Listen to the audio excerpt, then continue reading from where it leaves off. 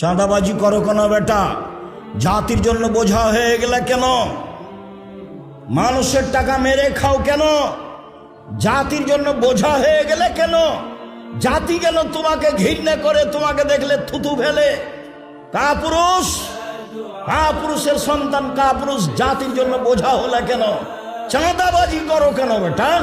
ভিক্ষে করে খাও, ভিক্ষে করে খাবা কেন? দিনমজুরি করে খাও, দিনমজুরি করে খাবা কেন? ব্যবসা করে খাও, চকলেটের ব্যবসা করো, বাদাম বিক্রির ব্যবসা করো, সারাদিনে 300 টাকা ইনকাম হবে।